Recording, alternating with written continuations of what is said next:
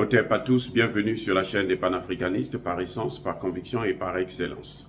Celle des citoyens kémites par nécessité et obligation de combat. Nous sommes une chaîne qui n'est guidée que par nos ancêtres et rien que par les ancêtres qui appartiennent à l'égrégore du monde noir. Par conséquent, nous ne croyons en aucun Dieu venu de l'étranger. Toutefois, cette vidéo n'est aucunement destinée à inciter à la haine ou à la violence, car nous menons un combat qui est d'abord et avant tout spirituel, intellectuel et démocratique. Ensuite, il est politique, géopolitique et géostratégique, contre l'impérialisme, le colonialisme, le néocolonialisme et l'endocolonat, qui sont tous qualifiés de crimes contre l'humanité. Nous menons ce combat sur la base du principe fondamental que nous avons hérité de nos ancêtres kémites, qui est celui de la Mahat, c'est-à-dire solidarité, vérité et justice. Vous êtes donc en droit de connaître la vérité et nous avons l'obligation de vous dire la vérité, rien que la vérité. Et ça, c'est notre modeste contribution dans cette noble lutte en faveur de la souveraineté, la dignité, la solidarité et l'unité africaine. C'est exactement ça que nous appelons le panafricanisme. Bien-aimés frères et sœurs, un soldat français abat un soldat tchadien au Tchad. Vous voyez, c'est intéressant maintenant de voir. C'est-à-dire que Emmanuel Macron a apporté la poisse à la France en Afrique. Un soldat français a le droit d'abattre un soldat tchadien au Tchad. J'espère que cette fois-ci, Idriss Déby ne va pas aller s'agenouiller devant Emmanuel Macron pour demander de présenter des excuses. Parce que la dernière fois que un colonel tchadien a stoppé net un convoi français qui quittait le Tchad pour aller au Soudan, puisque ce sont eux qui alimentent le Soudan et autres, prendre des informations et autres. Donc, ce colonel et son équipe, ils ont arrêté ce convoi des Français, et ils ont fouillé. Et puis, lorsque Kaka Déby a eu vent de ça, alors il a soulevé un tollé. Le monsieur, le brave, le vaillant soldat tchadien a été radié de ses fonctions et écroué au Tchad.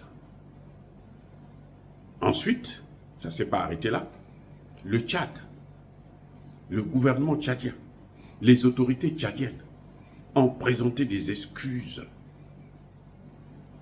à la France. Ils sont allés lécher les bottes de la France. Oh, si on savait, oh, s'ils savaient combien de Noirs ont été massacrés par ces Français. Je vous rappelle seulement le phénomène de Charonne, où les fameux tirailleurs, les soldats qu'on a dénigrés en les appelant des tirailleurs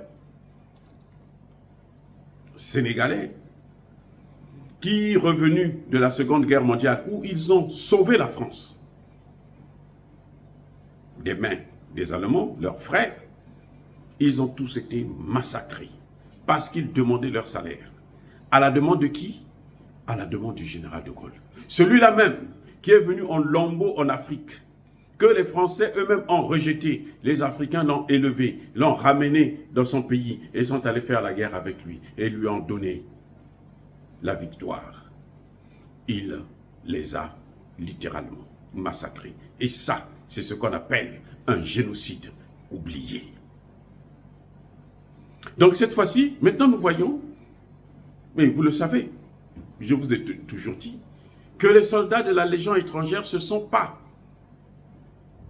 des militaires, ce sont des mercenaires, au même titre que ce qu'ils appellent Wagner, au même titre que Blackwater et les autres. Il y a toute une panoplie qu'ils ont créée en Occident pour terroriser des populations dans le reste du monde, et notamment en Afrique. Donc cette fois-ci, à Faya, c'est dans cette localité, c'est un Français qui va tirer, tuer un soldat tchadien. Comme ça. Et vous savez, ce qui est pire, ça reste impuni. Mais ils violent des femmes, ils violent même des enfants. Ça reste, comment j'ai dit, impuni. Est-ce que ça, c'est une coopération militaire que l'on peut continuer à soutenir? Ce qui est intéressant, regardez ce qui est en train de se passer. Ce qui est intéressant et ce qui nous donne l'espoir, c'est que les députés de la transition politique au Tchad sont en train de demander le départ des troupes françaises. Et là maintenant, on est dans le concret, dans la mobilisation. Et cette action-là, ce crime odieux de ce militaire français en Afrique ne fait que nous donner plus de force pour pouvoir se débarrasser une fois pour toutes des soldats français en Afrique. Dire cela, c'est inciter à la haine ou à la violence, non. Yaba colère veille, Yamalem. Encore une fois de plus, bien-aimés frères et sœurs, soyez bénis, abondamment bénis, par le Dieu des Kémites et par nos ancêtres angélisés. Je persiste et je signe.